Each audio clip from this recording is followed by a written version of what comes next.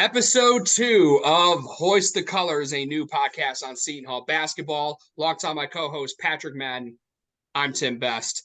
And boy, we got a good episode for you for episode 2, and no proper guest, proper first guest than who we have today. His NJIT Highlanders take on Seton Hall in a charity exhibition game a week from Saturday, October 28th, with the benefits from that game benefiting the Team Walker Toy Drive.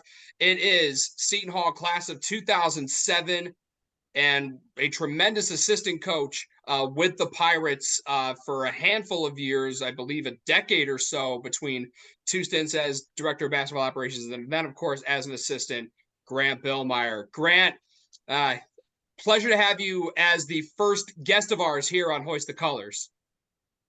Thanks, Tim. I'm really glad you guys had me on, and I'm excited to talk to you and talk about some great days at Seton Hall, and also talk about our upcoming game next Saturday.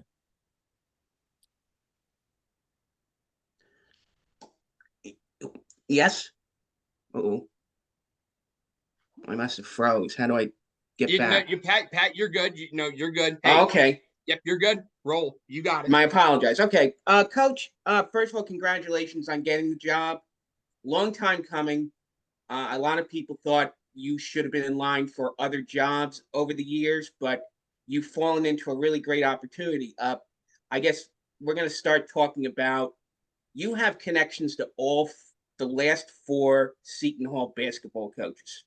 You were recruited by Louis Orr, the late, great Louis Orr. Then your senior year, you had to transition over to coach Bobby Gonzalez.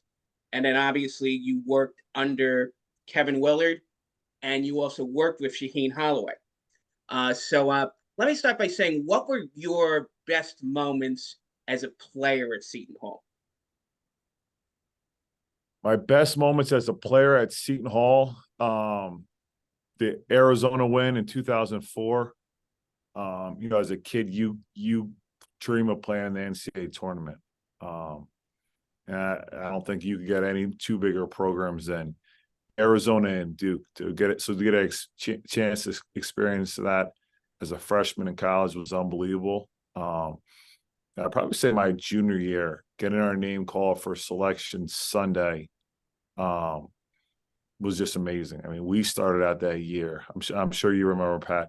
Tim was probably a little young, but we went down to Duke and we lost to them by over 50 points. Now, it was Duke and J.J. Redick and so on as Sheldon Williams and great players, but we lost as a Big East program. We lost to another Big East to another Division I program by over 50 points. We also lost to UConn that year by 42 points. So we lost 2 games by a combined over 90 points. But we had such toughness, such grit, and we were so connected that we bounced back and we were resilient. So to have our name called for selection Sunday, that year was incredible. I was hoping Louis Orr would have gotten a very well-deserved extension at that time. Unfortunately, he didn't. But just to hear our name get called on selection Sunday, that was a lot of hard work. So I remember most of your era. It was a game at the Meadowlands in February of 2004. You're playing top 5 Pitt, and I think that was at the time when we still had Big Monday on ESPN. But I was in the building that night, and the back and forth. That was, I don't remember who was on that Pitt team from 20 years ago, but the fact that you guys hung in there against such top competition, you never felt, when those Seton Hall teams under Louis Orr, even though you mentioned, unfortunately, some of the bad losses, you never felt a Louis Orr team was ever not going to compete, particularly ones you were on with players like Andre Barrett, Kelly Whitney, and a couple of the other. J.R. Morris, I think, was on those teams, right? Yeah, J.R. played well that game. Andre was obviously spectacular at that Pitt team. Chevy Troutman, Chris Taff, Carl Krauser, Julius Page. Oh, Julius Page. Whew, that's a name I haven't heard in a long time. Yeah, they had some dudes, man. They were they were loaded, and they were number 4 in the country and beat them in double overtime. And uh that might have been, if I'm not mistaken, the last time there was a court storm with Seton Hall. I know it never happened. They don't The let you rest of do it my, at they don't let us do it at the Prudential Center, unfortunately. yeah, well then that must have been the last court storm then. So over 19 years ago, going on 20 years, it's probably the last court storm Seton Hall had, because it didn't happen the rest of my career. And then in the year after I left, they went on to the Prudential Center. So I definitely would need to bring this up. You know, you talk about the 2006 season. You know, you're kind of like a middle of the pack team, but then late January into February, that's when you guys caught fire. The win at NC State was the catalyst, but what really set it in more emotion, and I was there for this because, Grant, as you know, I'm from upstate New York. I'm only an hour from Syracuse. I was at the game you guys beat Syracuse in the Dome, and Wow. what How I old were you remember, then? I was turning 10 the following week. Okay. Birthday So present? what's that? Birthday present, Seton Hall, Syracuse at the Dome? I mean, I think it's a fair birthday present if you ask me. And Mhm. I do remember though, and I trust me when I learn more about basketball. When it comes to the 2-3 zone, they don't care. They will give the big that mid range, like middle of the paint. They will give you that jumper until you start missing. You were not missing, and your 3-point shooters weren't missing either. Was depth perception must not have messed with you that night, but yeah, tell me about just the incredible shooting that you had in the paint, and then guys like Donald Copeland, Jamar Nutter were having from the perimeter. Yeah, they beat us pretty. So my freshman year, we beat Syracuse the year after they won the national championship. We beat them pretty good. I think 14 plus points, somewhere around there. Then the following year, we came back, and they put it on us. You know, I think that was Coach Boeheim's first time losing to one of his former assistants. So they are ready, man. Like Akeem Hork and those guys. They were ready, and they gave us a good one. I remember Jerry McNamara saying something like, "Yeah, I felt like I was playing 5-on-0 basketball. Like no one out there could guard me." So that was that was definitely locker room material for the following year. And then we just, that team just played with an edge. You know, Donald, Jamar, myself, Brian Lang. You know, we all came from 15 miles from Seton Hall. You know, Jamar was Seton Hall Prep. Donald was St. Anthony's with Coach Hurley. I was St. Pat's with Kevin Boyle, and Brian was St. Raymond's with Gary DeCesar. So we all played for really demanding and tough high school coaches. So every time we step on the court, you know, we had an identity, and we just went in there and we were the tougher team that night.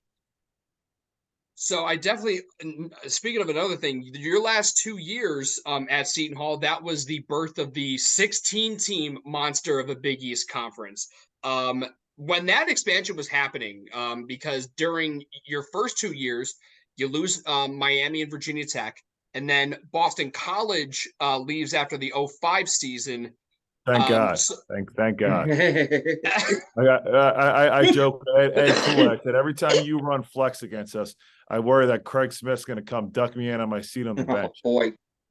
Yeah, Craig Smith. I mean, everyone talks about Jared Dudley from that time, but Craig Smith, arguably a better player than Dudley was. So when you heard this huge expansion was happening, getting Louisville, Cincinnati, South Florida, DePaul, Marquette. What was the discussion going on like internally, seeing a bunch of really good basketball schools, but also seeing a conference having 16 teams? That was a long time ago, but I just remember it was like, coming out, it was either you go to the Big East or go to the ACC. You know, you're a kid from New Jersey. You either want to go Seton Hall, Rutgers, Syracuse, Villanova, St. John's. Providence wasn't, very popular. Georgetown. Then also, the North Carolinas, the North Carolina ACC school. So North Carolina, NC State, Wake Forest, Duke. Obviously, they were very popular as well. Hold on, this light is light sensitive. Oh my! Those light sensitive things. I'm telling you, those things. Things are a pain. Yeah. Yeah, so and it was kind of like, debate. You go to the ACC or you go to the Big East. But then once the conference added Louisville and Marquette and Cincinnati, I think that conference just trumped every other conference in college basketball. So now let's transition into your coaching time at the Hall. The final years of the Big East that everyone came to know and love. Director of basketball operations under Kevin Willard. Those first few years, it was like more of a trust the process thing. But 2012 was the year. In year two, Seton Hall kind of came out of nowhere. When you have guys like Jeremy Hazel and Jordan Theodore, bringing in Patrick Auda and then Fuquan Edwin. I mean, tell me what it was like just going from, a transitional, if you will, first year with Kevin in 2011 to fringe, arguably even an NCAA tournament team over maybe one or two of those last four in teams from that season. Yeah, so Jeremy Hazel was with us, Coach Willard's first year, right? And then he graduated. Jeff Robinson graduated, and I think the following year it wasn't looked at very highly because Jordan really struggled his first year with Coach Willard. He just wasn't used to the structure and the workouts and all the things being thrown at him. But by his second year, he really bought in, and he had matured so much in the 1 year that his senior year he was a monster. And then Herb Pope as a junior, he didn't have a very good junior year. And then going into his senior year, he got in a lot better shape. And he, as you remember, he had a heart defect issue that really set him back his junior year. So those guys completely changed their game. Patrick Auda became a year older. Fuquan Edwin, like Patrick, became a year older and became sophomores. Those guys took big jumps. And it's ironic because we all thought we were going to the NCAA tournament. So I think even to this day, Coach Willard, like, he sweats out selection Sunday, even if even if we're a 7 seed. I remember this year, we were in the NCAA tournament, like we were like everyone's like we were locked 2 weeks prior, and then we beat Minnesota in the first in the second round of the Big Ten tournament. He goes, all right, good. I can finally sleep at night knowing we were good, and we were like a 7 seed. It's like, Coach, I think we were good prior to this, but whatever helps you sleep at night and keeps you on the edge, then let's keep having at it. Yeah, you can finally enjoy a nice little glass of wine and some nachos. Oh man, I really miss Kevin. I really do. But so 2012 happens, and then 13 transitioning into 14.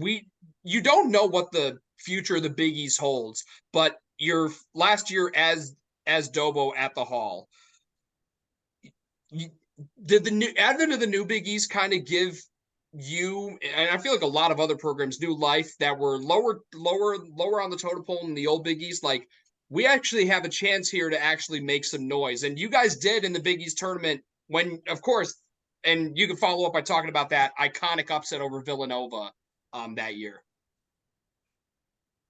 Yeah, you know what? That was there wasn't really any expectations at all for us in 13, 14. Everyone was kind of just talking about next year, but Fuquan Edwin is a great player. I think he's getting inducted into the Seton Hall of Fame soon. He told me, if that's not out there, then keep that on the DL. I probably shouldn't be saying that, but I don't know if that's out there or not. He told me that, but I haven't seen that on Twitter. But yeah, there wasn't very much expectations. And then, if you not sure if you remember, but we got our doors blown off last game of the regular season against Butler on their senior night. I mean, they came out and it was over from the first media timeout to the very end of the game. Like, that thing wasn't even a contest. And then we had to turn around and play them first round of the Big East tournament, a team that not only beat us on senior night, but it swept us in the regular season. And we were able to beat them. And I think going to that Nova game, we were like, all right, we're playing with house money. We got to win. We're in the Big East quarterfinals. We're playing Villanova. All the pressure's on them. They need to win this to lock in their 1 seed. They can't lose to a team that's not even projected to go to the NIT. And we played exceptional. We just came out like 12 o'clock, guns blazing, making everything. And then sure enough, like, here comes Nova, here comes their crowd, all their New York City guys. And then Sterling made a tremendous shot, a step back jumper that probably one of the biggest shots in Seton Hall history. Now, I mean, it was a shame that, that you didn't get to see the first year of the, as I like to call them, the Fab Five of Zeke, Dino, Desi, Ish, Angel. So, you take your time away to move up to an assistant rank at FDU under Greg Horrenda. But coming back to the Hall, knowing your responsibilities were going to be elevated now as an assistant there. I mean, tell me about just the more responsibility you were going to take and how you really took it head on into essentially like a Seton Hall Bigs guru, increasing the development of guys like Angel Delgado, Ishmael Sonogo, and later on, which we'll definitely touch on, Mamu and Romaro Gill. Yeah, no, it was really exciting. I kind of went to FDU with the thought that maybe 5-6 years down the road I could come back to Seton Hall, and maybe I could go to FDU 2-3 years, maybe move up to a Fordham, a George Mason, something like that, and then come back, make my way back to alma mater. So, me and my current wife Jen, we were actually on vacation, and I got a call that I think Tiny Morin was going back to high school and would I be interested? I was like, yeah, I'm in Cancun, but if you need me to show how interested I am, I'll jump on the next plane and I'll come back. We're like, no, you don't got to do that. We know you worked here 4 years. You obviously played here for 4 years. And I just remember coming back and the excitement. But then there was also the reality that Coach Willer had to win that year. I think it was year 6 for him. So this was a big year. This was a make or break year. So with excitement also comes a lot of pressure that if you don't win, then now you've only been a Big East assistant for 7 months and you could be looking for your next job. But that group, they were so confident, they were so determined that they never felt like, hey, this is a make or break year. They were like, we're going for the gusto. And that was their mindset every single day, every practice. They were just absolute battles down there in the auxiliary gym. Yeah. Maybe go ahead. To follow up on that, you walked into that 2016 Big East tournament, and you touched upon it a little bit talking about Maryland last season. A lot of people sort of had Seton Hall on the bubble entering that tournament. So is the mindset's always you want to win every game, but is there something additional in your head, like, do you have to like win, this game, to get to, you don't want to lose in the quarterfinals, obviously, because that's the last thing the committee might think about, particularly if you're a bubble team. But then, with each win, is the mindset in the locker room, if we don't win this game, then might we not see our name being called on Sunday afternoon? So I felt we were a lock for the NCAA tournament. We beat Northwestern. And we might have had 1 or 2 more home games. I know our last regular season game we lost at Penn State, but we went undefeated at home in Big Ten play. No, I'm talking about the 2016 Seton Hall team, not unless you. The 2016. Right. Yeah. So when we beat, we blew the doors off Xavier at home. Fun day.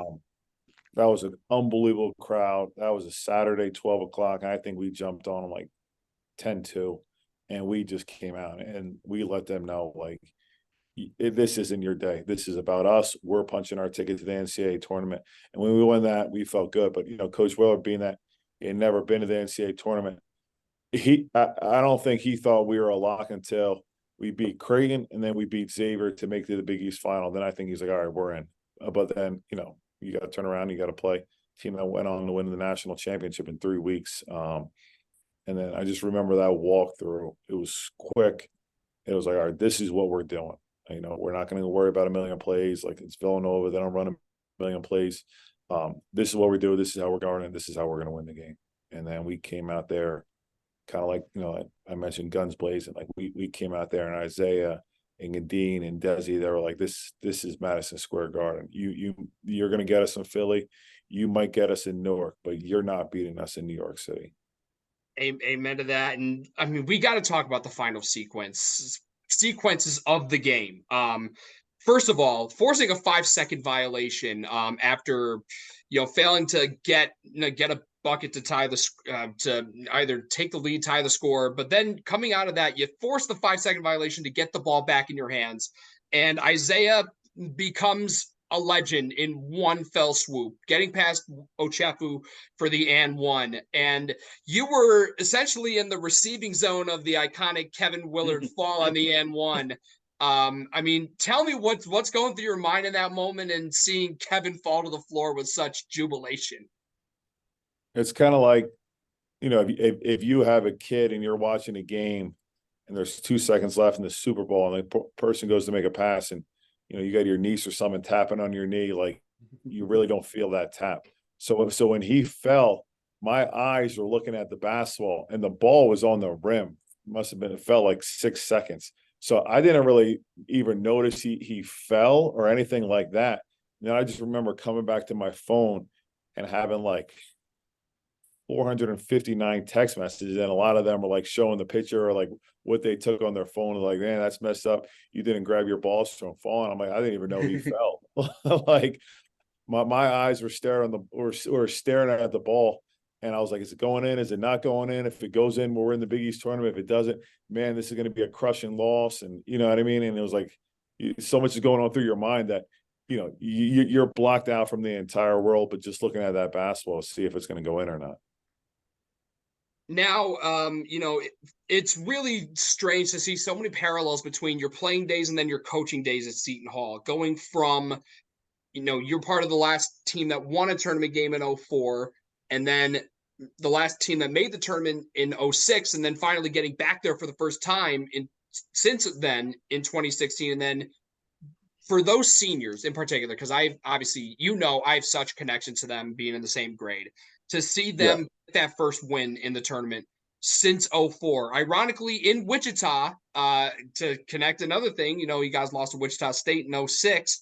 I mean, how special was it for them to, after losing in the first round in tough fashion 16, and then even more so in 17, to finally get over that hump against NC State and then take Kansas to the brink with Angel having the game of his life up to that point? I mean, I guarantee you must have taken a lot of pride into seeing that group accomplish what they did that one weekend in March.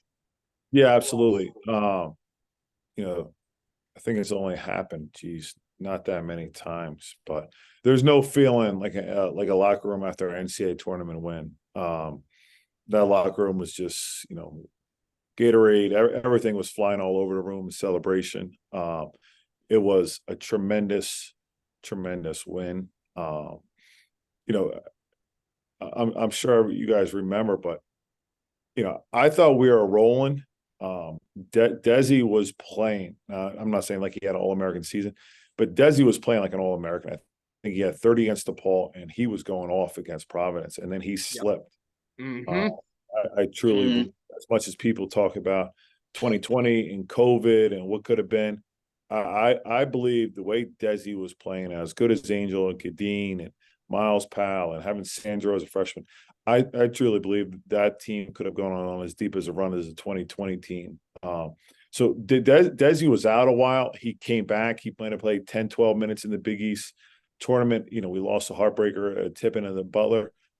And Desi, the day before the NCAA tournament game, probably had the worst practice of his life. We were like, should we even play the kid? Like, is it going to be detrimental to his pro career to go out there, put the kid out there, knowing that he just had one of the worst practices of his entire career? And Desi being Desi, we brought him off the bench and he got going. I think it was the tempo of the game. NC State, they were pressing a lot. They were playing fast. They were tough. They were physical. And that was Desi's kind of environment. I think if it was, you play a team like a Michigan State, Ohio State, one of those just teams that wants to play in the half court and get you in a half court grinder, it wouldn't have been for him. But I think because the fact that they were going up and down, I think Desi stopped worrying about his ankle and he got loose and obviously had a tremendous game. There we go with the lights again, Timmy. Uh, so I mean, I definitely, so Grant, I don't know if you remember this. I was on the call for WSOU, the game where Desi went down, and then they had to finish the game the next day. That was insane. And my wife was due to give birth any day. Oh, I did not know that. Yeah. well, imagine if it happened the night.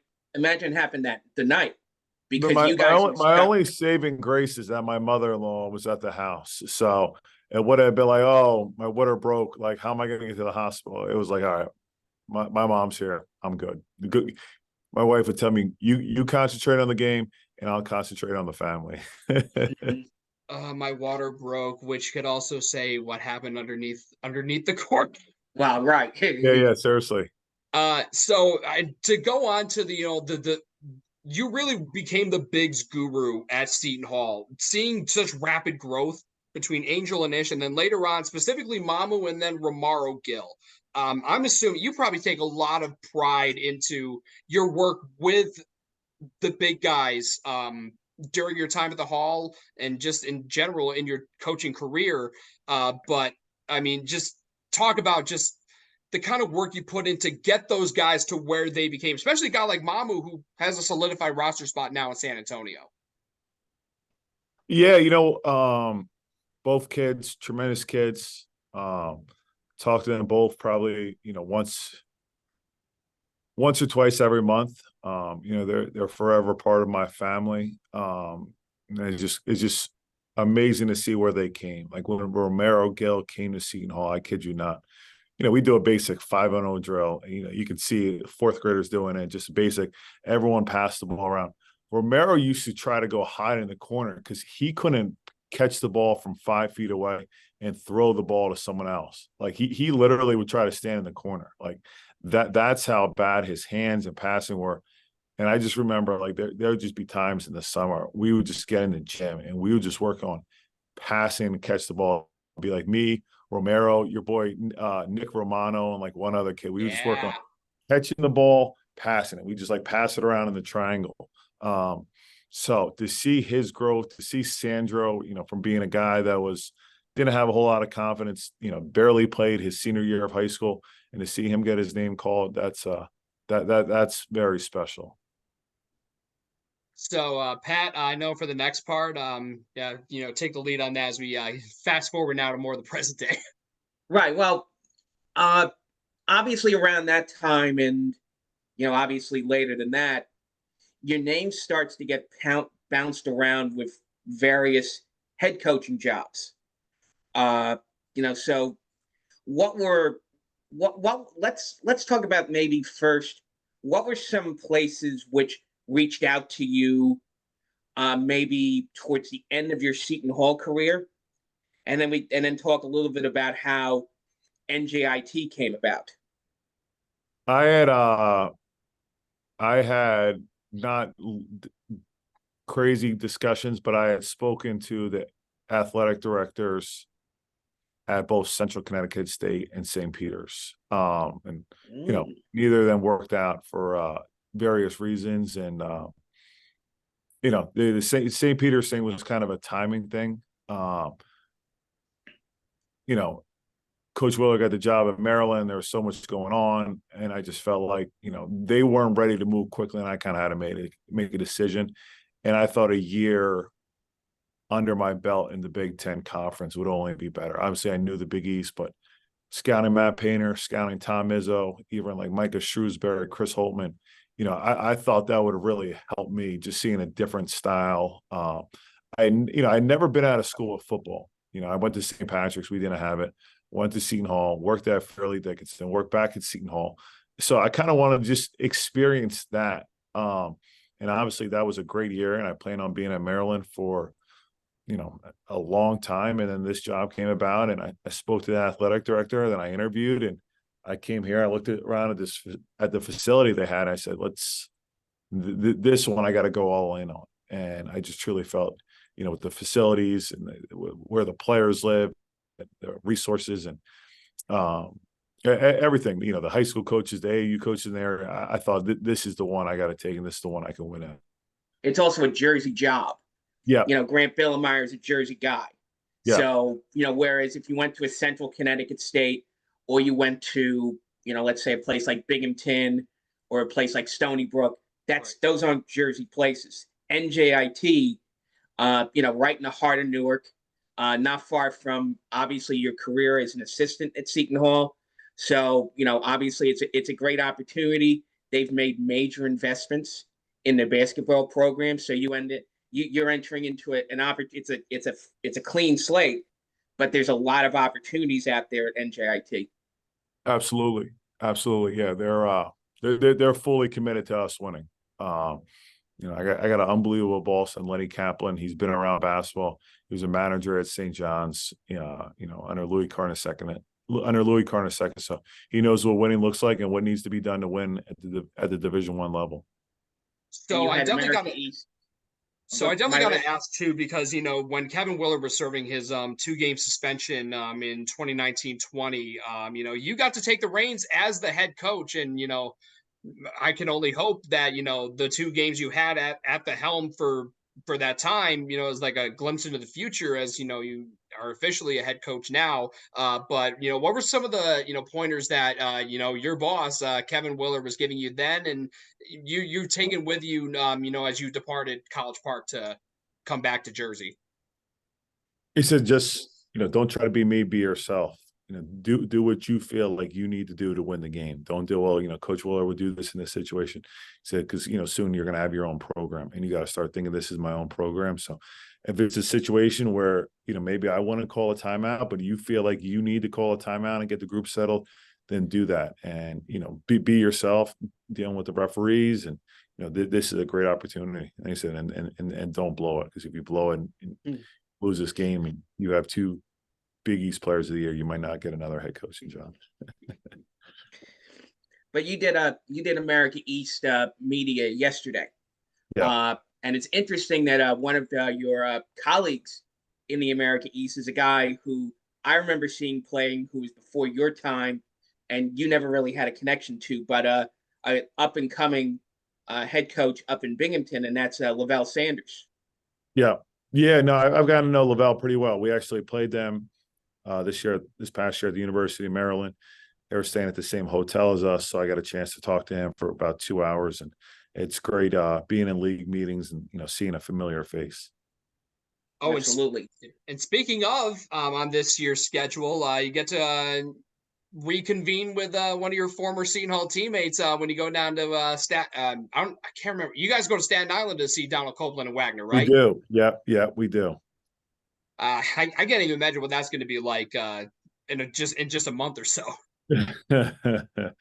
If you come in, Tim, you see our practice. All of our practices are intense. So every game we play is going to be the same way.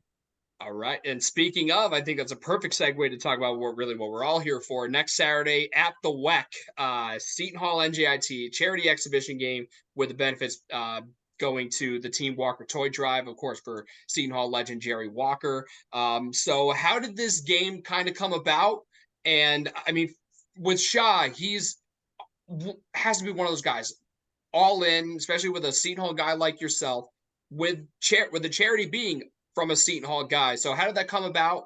And, what are your expectations for how the game's going to go, and how much money you intend on raising for Team Walker? So, it was one of those things I saw it on Twitter. I think I saw Bill Self was going to Illinois. And we had been talking about scrimmaging. I said, what do you think about what do you think about moving the game to an exhibition and doing it here? It's like, why would I do that? Why would I come down there? I said, well, here's the deal, Shaw. It's great for me. I want to play a game. I want to get people in this building. This arena is incredible. And I said, and you can pick the charity. And I said, you can pick the charity, he obviously wanted to do it for Jerry, because there's no one that's Seton Hall through and through more than Jerry Walker. So it just made a lot of sense, and, gives his team a chance to play a game. Is it on the road? Is it not on the road? I don't know. I feel like, there will probably be a lot of Seton Hall fans here next Saturday as well. But the game just made a lot of sense for both of us to put on uniforms and play in front of a crowd and have a DJ playing and everything like that. It also gives your new program, NJIT, a lot of local exposure. Everyone's going to be talking about, even though it is an exhibition game, it's going to give a lot of people who normally would not show up in your building a chance, a chance to get into your building, to get to see what a Grant Billmeier team is going to look like, and all that other stuff, which can only lead to bigger and better things with NJIT basketball. Yeah, absolutely. That's that's the vision I told my athletic director. I said, if we can walk out of there, 40 people buy season tickets that weren't, and then the following year, they bring friends to the game, and you triple that number. I said, that's my goal. This arena is too beautiful, and our kids work too hard for them not to play in front of a well-attended crowd. So again, it's great. And in terms of, I know it's an exhibition, but this is your first game, really, even though it's an exhibition, as head coach of the Highlanders. And honestly, I couldn't think of a better opponent as a team and a better opposing head coach than Seton Hall and Shaw. I feel like as now it's getting closer, I feel like your excitement for it has to be through the roof at this point. Yeah, absolutely. We played Marist this weekend in a close scrimmage. So that's what our focus is on today and tomorrow. But then obviously next week, we'll start preparing for them, and, Kadari and Al Dawes and Dylan Wusu and Dre Davis and their new big kids. They're going to present a lot of problems for a lot of teams in college basketball. So we'll really work on trying to defend them. And obviously with Shaw, they're going to defend and rebound, and we're going to also work on what we can run offensively that we think can work against them. And maybe the last question to that is, who are some of the players, if you're a Seton Hall fan not familiar with the Highlanders, who we should be looking at in that exhibition as players that you expect will be doing bigger and great things for your team this upcoming season? Yeah, I got a kid, Adam Hess. Adam's the leading returning scorer.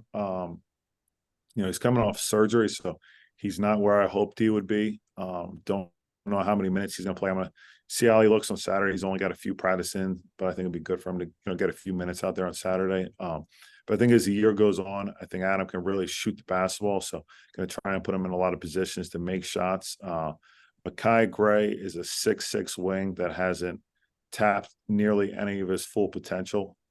Lefty, so another guy that I have high hopes for. Elijah Buchanan's a kid. He was hurt last year in Mahan, but he averaged 11 points before he got hurt. I got two 6'9" skilled big man that can pick and pop, can put the ball on the floor, know how to play. So really excited about my whole team. And I brought in 9 freshmen. And you can't mention one. It's like mentioning one kid and not mentioning another, and then you're getting bad looks at the dinner table. So, but very excited about my group, man. I haven't put a number of games I got to win, or we got to get 500 or this and that. I just want to get better every day, and I'm enjoying every single day I got a chance to coach these guys. And and we're, as Seton Hall guys, especially seeing you up close and personal during my last 3 years at the Hall, and I need to tell the story before we sign off. It was your first year back. We're playing Marquette. 40 minutes to tip off. I'm just trying to goof around. I think Migos is playing. I'm just dabbing like an idiot, trying to get some of the other guys to do it while you're working on them with the bigs. And then you turn to me, and it's still kind of quiet. People are still filing in. You turn to me like, Timmy Ice, get these guys fired up. Let's go. I'm like, oh my. I thought I was a high energy guy, or you just blew me out of the building. So, I can't even imagine that you're doing the same exact thing now with NJIT. So, Grant, thank you for taking the time to be our very first guest here on Hoist the Colors. Best of luck in that exhibition game next Saturday. And, of course, best of luck in your first season as the head coach at NJIT. Thank you, guys. I really appreciate you guys having me on. Go Highlanders and go Pirates. Look forward to seeing some new faces, and then obviously some familiar faces next Saturday. So that's going to do it for Hoist the Colors episode 2. For Patrick Madden and, of course, NJIT head coach and Seton Hall alum Grant Billmeier, that will do it for Hoist the Colors. Thanks for tuning in, and we'll have probably in the next episode, Pat, we're probably gonna recap this exhibition and probably talk a bit low about Big East Media Day. So A lot to cover on the next episode. But until next time, for Patrick Madden, I'm Tim Best. Onward, Setonia.